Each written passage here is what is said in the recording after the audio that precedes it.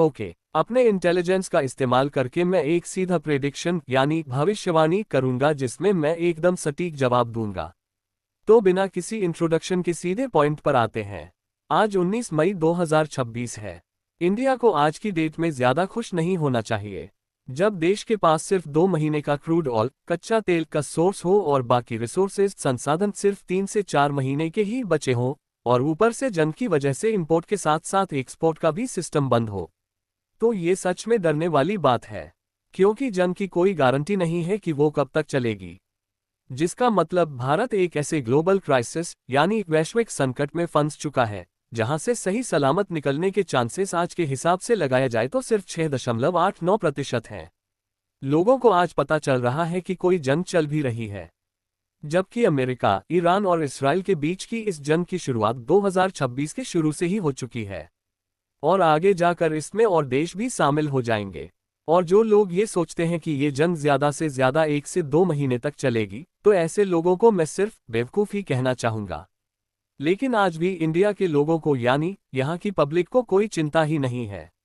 यही आदत और भी ज्यादा क्रिटिकल खतरनाक है, क्योंकि अगर इसी तरह लोगों का कंजम्पशन रेट यानी खर्च और इस्तेमाल करने की रफ्तार चलता रहा, तो 98.6% पक्के चांसेस हैं कि लोग 2026 के अंत से ही भूखमरी के शिकार हो जाएंगे। इसकी वजह से कई लोगों की यानी ऑलमोस्ट 59.7% लोगों की नौकरी चली जाएगी। इसका मतलब फाइनेंशियल क्राइसिस कंफर्म है। लोगों के पास अगर पैसा भी होगा तो भी वो लोग सिर्फ लाचार ही होंगे, क्योंकि देश से जरूरत के सारे रिसोर्सेज 16 अक्टूबर 2026 तक पूरी तरह खत्म हो चुके होंगे। और जिनके पास थोड़ा बहुत सोर्स होगा भी, वो 2027 के आते आते खत्म हो जाएगा। और सिर्फ भूखमरी ही खतरा नहीं है, क्योंकि इंडिया में अनाज उगाने के लिए भी फर्टिलाइजर यानी खाद भी बाहर के देशों से ही इंपोर्ट किया जाता है। और हम जानते हैं कि स्ट्रेट ऑफ हॉर्मुज के बंद होने के चलते इंपोर्ट या एक्सपोर्ट सिस्टम भी कंप्लीटली रुक चुका है। इस बीच अगर कोई पेंडेमिक लग जाए, यानी कोई महामारी या फिर नेचुरल डिजास्टर प्राकृतिक आपदा जैसे कोई वायरस या फिर अचानक आने वाला तूफान थंडरस्टॉर्म, तो इससे निपटने के लिए भारत के पास कोई भी फाइनेंशियल बैकअप नहीं होगा। जिसका सीधा मतलब यही है कि 13 नवंबर 2026 से लेकर 17 जुलाई 2027 तक सिर्फ कयामत होगी।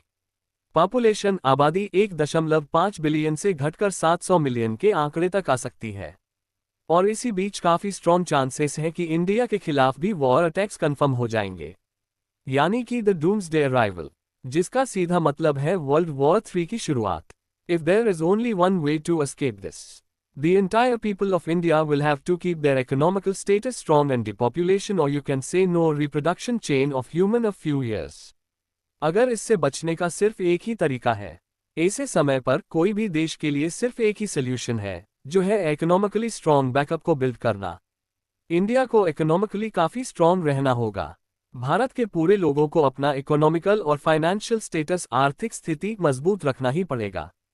सिंपल भाषा में कहें तो लेस कंजम्पशन लाइफस्टाइल, यानी कम से कम चीजें का इस्तेमाल करने वाली जीवन शैली। सिर्फ सर्वाइवल यानी जिंदा रहने के लिए ही अपने पैसों का इस्तेमाल करना, जिसमें सिर्फ खाना कपड़ा होगा और कोई दूसरा फालतू खर्चा नहीं होगा। अगर सीधे शब्दों में वो सर्वाइवल लाइफस्टाइल को एक्सप्लेन करके कहूं तो 26 मई 2026 से हर एक इंसान को सिर्फ 2 वक्त का खाना खाना होगा, वो भी आधा पेट, जिसमें मैक्सिमम 70% भूख ही मिट जाए। सिर्फ जरूरत के हिसाब से 2 से 3 बाल्टी पानी और कम से कम बिजली का इस्तेमाल करना होगा। इसके अलावा अगर एक भी पैसा फालतू इस्तेमाल किया तो उस इंसान का सर्वाइवल रेट बचने के चांसेस 93.72% से नीचे गिरकर 7.59% तक आ जाएगा। यानी अगर जरूरत के वक्त उसे दवाई या फिर राशन की जरूरत पड़ेगी तो उसके पास कोई भी मदद नहीं होगी, और ऐसी बेहद नाजुक स्थिति में कोई भी आपकी मदद करने नहीं आएगा। यानी जीने की जरूरत से ज्यादा का खर्चा सीधे अपनी मौत को बुलावा है, जिसका डेथ रेट 100% होगा। अगर मुझसे पूछे तो मैं अपनी लाइफस्टाइल को कुछ इस तरह से बदल दूंगा। पहला, आज अगर मैं दिन में 4 बार भरपेट भारी खाना खाता हूं तो उसे घटाकर सिर्फ 2 बार खाऊंगा, और ऐसा खाना होगा जिसको तैयार करने के लिए ना के बराबर गैस या फिर तेल का इस्तेमाल होगा। और फालतू की आदतें जैसे चाय, कॉफी, अल्कोहल, तंबाकू, स्मोकिंग को हमेशा के लिए खत्म कर दूंगा, क्योंकि इन सब चीजों से कोई न्यूट्रिशन नहीं मिलता, इसमें सिर्फ पैसों की बर्बादी होगी। और ऐसे सिचुएशन में पैसा ही लाइफ सेवर साबित होता है। कार्निवोरस डाइट यानी नॉनवेज खाना तो दूर की बात है, मजबूरी में हमको डेयरी प्रोडक्ट्स यानी दूध से बना चीजों को भी हटाना पड़ेगा, क्योंकि ये भी ऐसे फूड सोर्सेज में आते हैं जिन्हें तैयार करने में ज्यादा तेल या फिर एलपीजी गैस का इस्तेमाल होता है। तो कोई डेयरी प्रोडक्ट या फिर एनिमल बेस्ड फूड सोर्सेज नहीं, यानी 2 टाइम का वीगन खाना, शुद्ध शाकाहारी बिना दूध वाला। रोज के कॉस्मेटिक प्रोडक्ट्स जैसे फेस वॉश, शैम्पू, परफ्यूम, यहाँ तक कि टूथपेस्ट जैसी फालतू चीजों का बिल्कुल इस्तेमाल नहीं करूंगा, क्योंकि ऐसे टाइम पर इन प्रोडक्ट्स के बिना भी अच्छे से जिंदा रहा जा सकता है। इन सब चीजों के बदले में इमरजेंसी मेडिकेशन जैसे फर्स्ट एड किट, ऑइंटमेंट, मलहम, कॉटन, रुई जैसी यूजफुल दवाइयां स्टोर करूंगा, क्योंकि सर्वाइवल के लिए ब्यूटी और सेल्फ केयर से ज्यादा मेडिकेशन की जरूरत होती है। फालतू के ट्रेवल्स सफर को सिर्फ अवॉइड ही नहीं बल्कि पूरी तरह से एलिमिनेट करूंगा। अगर प्रोफेशनली यानी काम के सिलसिले में मुझे ट्रैवल करना पड़ रहा है तो उसमें कोई रोक नहीं है, लेकिन पर्सनल लेवल पर बिल्कुल नहीं।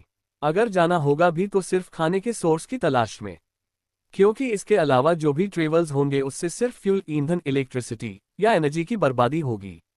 बिजली और पानी का कम से कम इस्तेमाल करना, क्योंकि फ्यूल क्राइसिस, ईंधन संकट के बाद अगर किसी इंडस्ट्री पर भारी लोड आएगा तो वो इलेक्ट्रिसिटी सेक्टर ही होगा।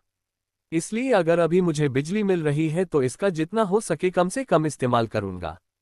टीवी देखना, बड़ी चलाना, दिन भर पंखा या फिर फ्रिज इस्तेमाल करने जैसे कामों को हमेशा के लिए बंद करूंगा, क्योंकि आगे आने वाले टाइम में बिजली की कमी ना हो, इसलिए इसका भी कंजम्पशन, खपत कम से कम रखूंगा। जैसे बिजली का इस्तेमाल सिर्फ 4 से 7 घंटे का होगा, जिसके बीच ज्यादा से ज्यादा पंखा यूज होगा और उसी बीच जरूरी के काम जैसे mobile charge, internet access, battery और एनर्जी बैकअप सोर्सेज को चार्ज करने के लिए होगा। उसी टाइम पीरियड के अंदर खाना बनाने का इंतजाम भी होगा। इसके अलावा अगर एनर्जी का इस्तेमाल हुआ तो इसकी वजह से महज कुछ ही दिनों में एनर्जी क्राइसिस, ऊर्जा संकट हो ही जाएगा। और यही सेम सीन पानी के साथ भी होगा, इसलिए कम से कम एनर्जी का इस्तेमाल करना है, चाहे कितनी भी तकलीफ हो। इकोनॉमिकली स्ट्रांग, आर्थिक रूप से मजबूत रहने के लिए अपने पास जितना हो सके कैश रखने की कोशिश करूंगा, क्योंकि एनर्जी क्राइसिस की वजह से कभी भी इलेक्ट्रिसिटी या इंटरनेट बंद हो सकता है। ऐसे में अगर कैश होगा तो सामान इकट्ठा करने में आसानी होगी, क्योंकि सिर्फ डिजिटल पर भरोसा करना बेवकूफ़ी होगी।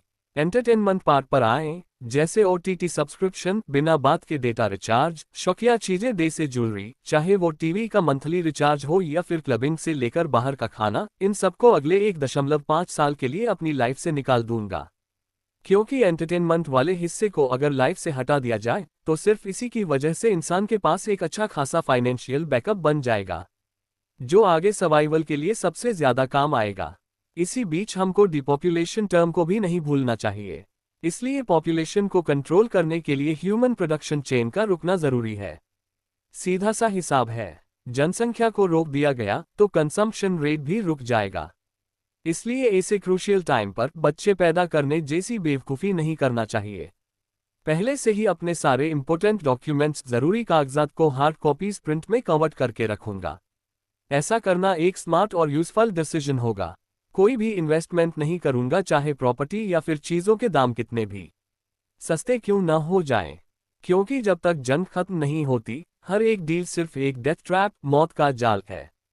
चाहे वो सोना, गोल्ड हो या फिर एक छोटी सी टॉफी का टुकड़ा, हर इन्वेस्टमेंट एक डेथ ट्रैप है। तो इस वक्त सिर्फ सेविंग्स यानी बचत करना ही एकमात्र रास्ता है। अगर इतना सा काम इंडियन लोग कर ले गए तो बाकी का काम यहाँ की गवर्नमेंट बड़ी आसानी से संभाल ही लेगी, जिससे देश का रिकवरी रेट 100% हो जाएगा और इंडिया काफी एडवांस्ड फैसिलिटीज को भी अपने अंडर कर लेगा। तो कंक्लूजन, निष्कर्ष ये है कि जरूरत से ज्यादा की व्यवस्था सिर्फ कब्र खोदती है। इंडियन लोग इस बात को बिना किसी बहस के जितनी जल्दी अपनी लाइफ में उतारेंगे, उनके सर्वाइवल रेट यानी जीने के चांसेस उतने ही ज्यादा बढ़ते रहेंगे। सिर्फ यही एक तरीका है जो इंडिया के लोगों को बचा सकता है, क्योंकि यहाँ का असली दुश्मन कोई और नहीं बल्कि खुद इसकी जनता ही है।